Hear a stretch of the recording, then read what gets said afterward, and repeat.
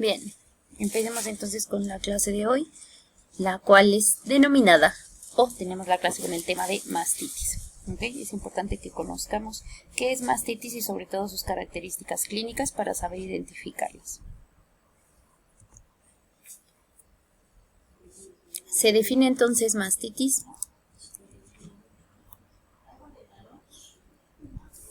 como la inflamación de uno o varios lóbulos de la glándula mamaria, acompañada o no de infección. En la mayoría de los casos de mastitis, el problema es un agente infeccioso, principalmente dado por bacterias, ¿ok? Pero pudiera ser que tuviera una inflamación este tejido, a pesar de no tener un agente infeccioso. Como les decía, la causa principal es la infección, ¿ok? Y el periodo de mayor prevalencia, sobre todo, va a ser durante la lactancia. Entonces, si tenemos que es la inflamación de los lobulillos de la glándula mamaria. Repito, la primera causa va a ser la infecciosa. La incidencia va a variar de 2 al 33% dependiendo de la literatura, incluso dependiendo de la zona geográfica y de la edad de las pacientes que presenten esta infección. ¿Ok? Lo que sí se concuerda es que es principal en primíparas y durante las primeras semanas posparto. Esto va a ser principalmente por la forma en que va a tener la adaptación de la glándula mamaria a la nueva producción de lactancia o de leche materna. El Staphylococcus epidermidis es responsable principalmente de las mastitis subagudas y clínicas. Este microorganismo va a estar asociado sobre todo a niveles hospitalarios. Cuando nosotros colocamos catéteres, podemos colocar un catéter venoso central. Incluso, cualquier catéter que nosotros coloquemos al paciente. Recuerden que todo este tipo de métodos invasivos va a tener una puerta de entrada a microorganismos hacia el cuerpo humano. Por lo tanto, se asocia, al menos Staphylococcus epidermidis, se asocia al uso de catéteres y sistemas de drenaje. Por otro lado, la mama durante durante el tercer trimestre de gestación, la lactancia va a constituir un sistema de drenaje. ¿Qué significa? Obviamente las glándulas mamarias, los lobulillos, los conductos van a tener producción como tal de la leche. Entonces, como se está adaptando y además es que hay un líquido que debe empezar a salir, entonces este sistema de drenaje puede verse comprometido, por lo menos desde el último trimestre de gestación hasta los primeros días, primeras 2 semanas, principalmente los primeros 2 o 3 días del parto o cesárea. El Staphylococcus aureus es la bacteria responsable en un 65 y 90% de las mastitis infecciosas. Entonces, principal tenemos Staphylococcus aureus. Secundario, o sea, en segundo lugar vamos a tener Staphylococcus epidermidis. ¿Okay? Esto según el Tratado de Obstetricia y Ginecología. Ahora, cuando existe esta clínica, porque es muy marcada y ahorita se las voy a explicar, lo que va a pasar es que se necesita un diagnóstico microbiológico. ¿Para qué? Pues obviamente para identificar cuál es el agente causal y secundario en respuesta a conocer cuál es la terapia antibiótica principal y sobre todo indicada a cada uno de estos agentes infecciosos. ¿Ok? La mayoría de las mastitis van a ser infecciosas, por lo tanto, entre más rápido se diagnostique y entre más rápido se trate, pues obviamente va a tener muchísimo mejor desarrollo esa patología. El detalle es, por ejemplo, que es complicado o es incluso difícil encontrar hospitales en donde se realicen análisis microbiológicos de la leche materna. ¿Okay? Por lo tanto, la mayoría de ellas son tratadas médicamente, aún sin el resultado microbiológico. Pero nosotros también podemos dar un diagnóstico y, de hecho, guía de práctica clínica, que ahorita que lleguemos a tratamiento se los digo, pero guía de práctica clínica te maneja medicamentos como primera instancia para el tratamiento de mastitis. Nuestro segundo grupo bacteriano van a ser los streptococos. ¿Okay? Dentro de ellos destacan Agalactiae, viridans, mitis, salivarius y pneumoniae. Se ha relacionado con cuadros de mastitis, pero subagudos y subclínicos. ¿Ok?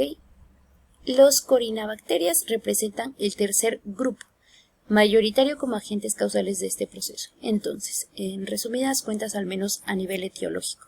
Los primeros son estafilococos, los segundos son los estreptococos y en tercer lugar tenemos las corinebacterias. ¿Ok?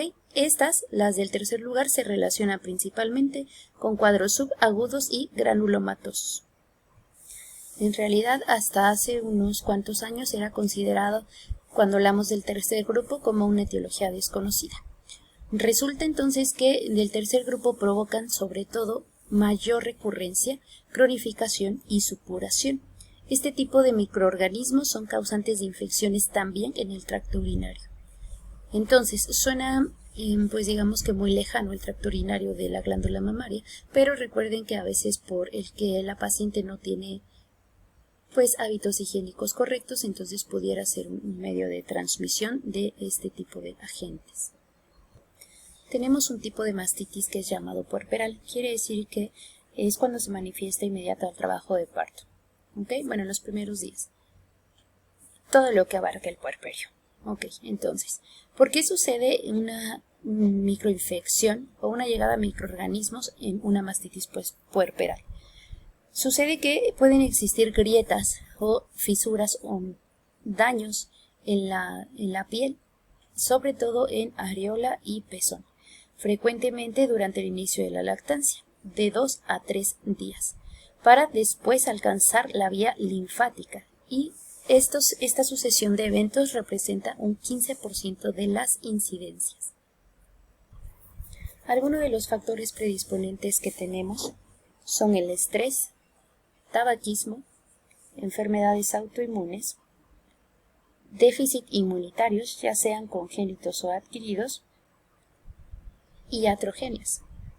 E incluso la administración de antibióticos durante el último trimestre de embarazo, parto o lactancia aumenta la frecuencia de la llegada de estos microorganismos. Si se dan cuenta, todos los factores predisponentes tienen que ver con el sistema inmune. Quiere decir entonces, todo aquello que debilite o disminuya, comprometa o suprima el sistema inmune se va a tomar como un factor predisponente para tener mastitis. Ok, veamos entonces cuáles son las características clínicas. Las mastitis también tienen cierta clasificación, ¿ok? Y su clínica dependerá del tipo de mastitis que tengan. Si hablamos nosotros de mastitis aguda, entonces va a haber una extensión variable de la superficie del órgano. Quiere decir que puede afectar una circunferencia o un diámetro, puede ser desde pequeño hasta prácticamente abarcar 2 o 3 o hasta los 4 cuadrantes de la glándula mamaria. En el caso de la imagen pueden notar que está afectando prácticamente el 90% de la glándula, principalmente en los 2 cuadrantes, tanto superior como inferior, internos. ¿Ok? ¿Qué es lo que puede verse? Entonces se puede encontrar con una piel edematosa, a lo que normalmente se conoce como piel de naranja. ¿Ok? Al tacto puede sentirse caliente. ¿Ok? Estamos hablando entonces de eritematosa e hipertermia. ¿Ok? Al tacto. Y puede verse enrojecida, que es eritematosa, y dolorosa. En ocasiones el cuadro puede acompañarse de fiebre. ¿Por qué? Pues porque estamos hablando de la infección, de la llegada de microorganismos. Una infección.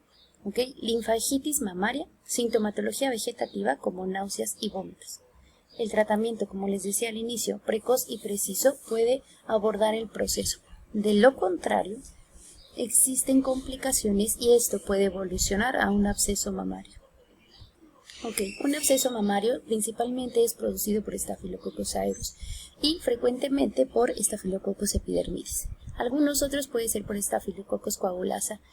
Curiosamente, más del 50% de las cepas son por Staphylococcus aureus. ¿Ok? Lo que resulta de ellos es que suelen ser resistentes o multiresistentes. Quiere decir que algunos antibióticos ya no harían nada contra ese agente infeccioso.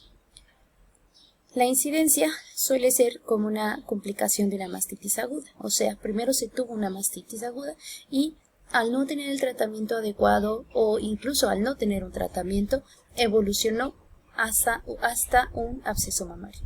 Se estima que 11% de ellas tuvo anteriormente una mastitis aguda. Según su localización, se van a diferenciar en 3 tipos: superficial, intramamario y retromamario.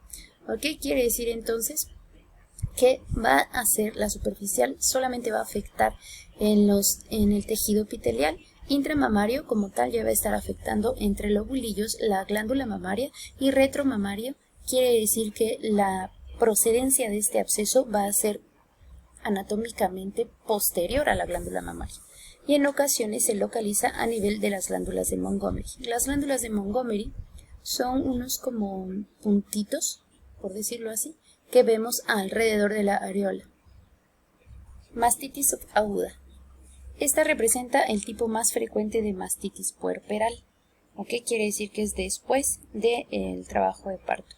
Aparece como un dolor en forma de una sensación como si entrara algo, ¿ok? Y no presenta a la inspección signos inflamatorios locales, ni sintomatología a nivel sistémico. Toda condición prácticamente es infradiagnosticada.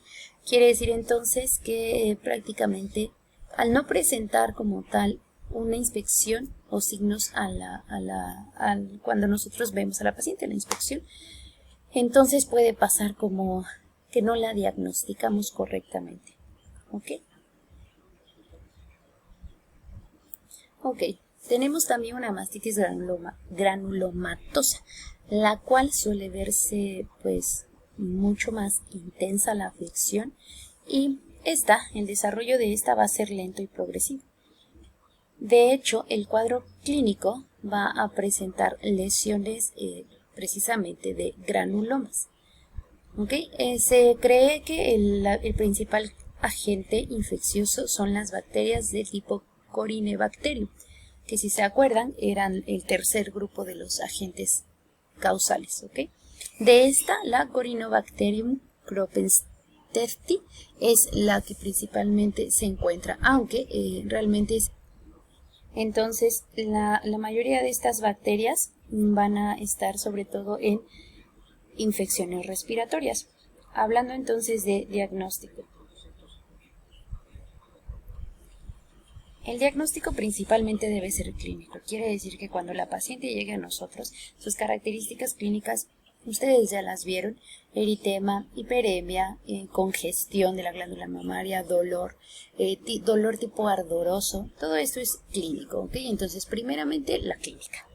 Pero nos podemos acompañar, como siempre, de estudios de imagen, por ejemplo, una ecografía, ¿ok? O incluso llegar a algo un poquito más invasivo cuando estamos hablando principalmente de algún absceso o necesitamos extraer una muestra del tejido para su estudio microscópico, ¿ok? Mediante una punción, una PAD.